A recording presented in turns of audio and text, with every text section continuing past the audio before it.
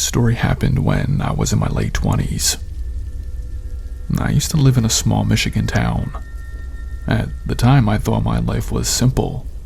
I had a 9-to-5, my own place, and a handful of close friends.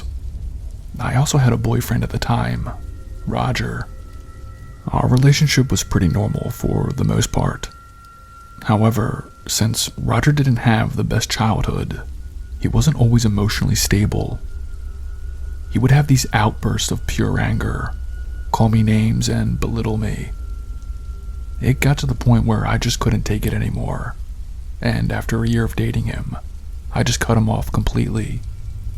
I even ended up moving to a different part of town to put some distance between us. When I moved, I could feel my life becoming normal again. I was enjoying the little things in life. Then, one early morning in April, I woke up to a Snapchat notification on my phone. This was surprising to me because I hardly use Snapchat and I only had a few friends. It was from an unknown account, simply named Random User 323. When I opened the snap, I remember all the blood draining from my face. It was from Roger. He was at a cafe that we used to go to when we were dating. The snap was a picture of my favorite coffee, with the message written, "Miss your morning coffees?" Unsettled that my ex was trying to contact me, I just blocked the account, dismissing it as him being a weirdo. Well, the next day, while I was at home and on my computer, I got another Snapchat notification. It was from a new account that I did not recognize by the name of Random User 024. I opened it and saw that it was a Snapchat of Roger standing outside my work. The message said, "Clocking in soon?"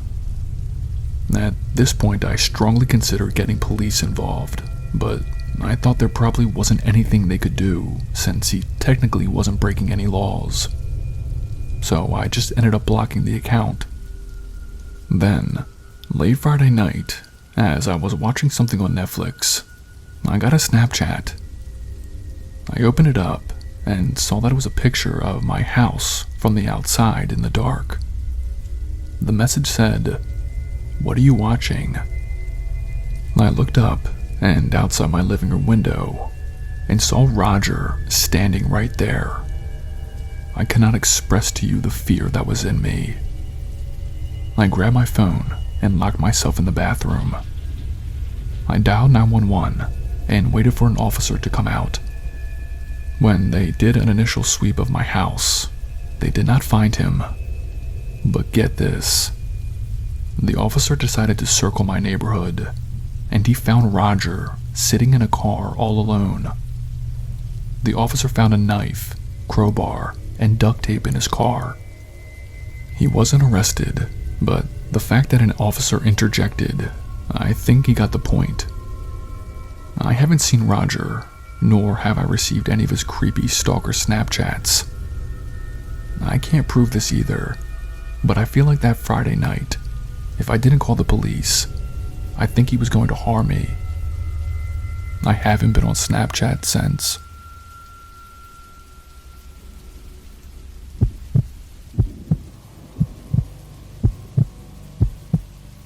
I want to start off by saying that I am indeed an introvert and do not like to socialize with other people unless it's close friends or family. I used to work for this software engineering company out in northern Maine. While there were definitely cliques and packs at the office, I always just did my best to show up, get my work done, and leave with as little interaction with others as possible. However, there was this one coworker, Corey, who often frustrated me at the office with his pranks. He was the guy in the office who always pulled unsuspecting pranks on people and then filmed it on his phone for Snapchat. He was always in everybody's face, phone out, and ready to film your reaction. Yeah, it was hell, trust me. One morning, I had come into work, only to find this rubber snake on my keyboard. I screamed and jumped back, only to find Corey hiding underneath my desk and filming my reaction. I freaked out on him right there on the spot. I told him that he was an immature prick and demanded him to stop these pranks. I even reached out to HR, but unfortunately, the boss was out of town, and the filling representative brushed off my complaints as harmless fun. Believe me, I was furious. Well, one Friday evening, when the entire office had left for the weekend, I was still at the office, finishing up a project that I needed to get done. As I sat at my cubicle in the silent office, my phone pinged. I saw that it was a Snapchat notification from Corey. This had me curious, because Corey had left work early that Friday to go to a family party. I opened his Snap and watched a video of the dark hallway that led to our office. The glow of the exit sign eerily illuminated the scene. Then, a following snap came in of an empty, dimly lit cubicle with my name on it. I was utterly horrified as I stood up and scanned the empty office around me. I was supposed to be alone, but there I was getting snaps from Corey, who was supposed to be long gone at this family party. Then I got another ping. This time it was a Snapchat of my coffee mug, close up, with the caption saying, "Working late?" Terrified of what Corey might do to me, I packed up my things and left the office and went home. When I got home, I made sure all my doors and windows were locked, in case Corey wanted to follow me and keep messing with me. Over the weekend, that's when I planned to go into my boss's office on Monday and demand Corey to stop, or else I would quit. Well, Monday morning came, and I was heading into my office when I saw police cars all over the place. I was told by a coworker that Corey was reported missing that Sunday. It turns out he never made it to his family party on Friday.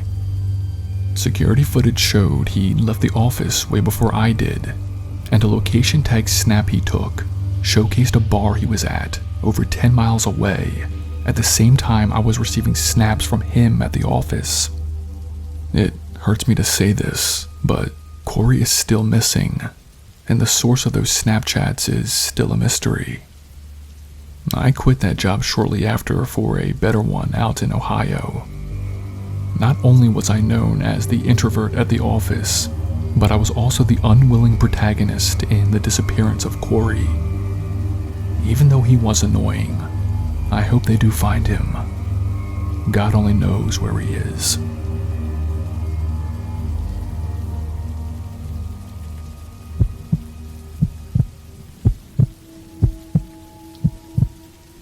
My name is Lola, and I am a 23-year-old female. Last Halloween, I decided I wanted to throw a spooky party.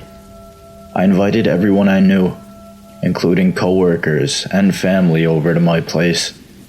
And for context, I was living in my twin home in the suburbs of Pennsylvania. At 7 p.m. sharp, all my guests started to arrive, and I gotta say, all of my friends were creative with their costumes. The party started to pick up. The music was blaring, people were drinking and eating, and that's when I got a Snapchat. I opened my phone and saw I had received a snap from a user called "We See You Lola." I'll be honest, my first reaction was that this was one of my friends adding to the spooky vibe of the party. I opened the snap and saw a blurry photo of the party in my house.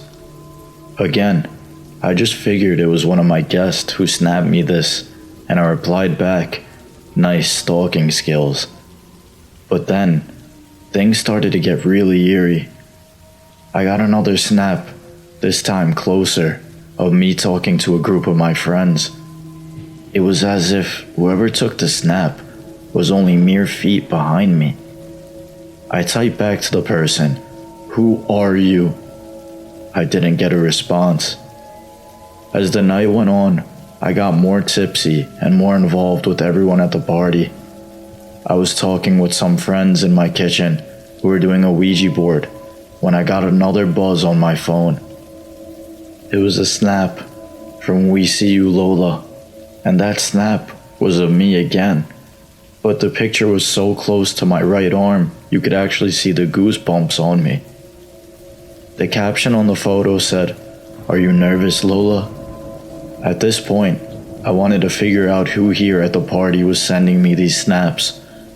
I started going around to each and every person and asking to see their Snapchats. None of them had sent me anything. In the midst of my confusion, I got another snap. This time, it was a dark, grainy picture of a bedroom upstairs. With a couple of friends by my side, we all ran upstairs to the room to try and catch whoever was doing this. To my horror, we found my bedroom ransacked, and my window was wide open, letting in the cold air of the night. My heart pounded as I saw muddy footprints all on my carpet. At that point, I had no choice but to get police involved. And get this, they actually took it pretty seriously. After an extensive investigation, the police discovered that the Snapchat account, We See You Lola, was traced back to a masked IP address. But despite their best efforts, they never actually caught who was behind this. My MacBook, AirPods, and TV were all stolen from me that Halloween night. I now live with my boyfriend in our own place, and so far, no weird or creepy Snapchats have been sent to me. But it is truly disturbing the lengths people will go to cause harm to others. I try to stay far away from social media as possible, especially Snapchat.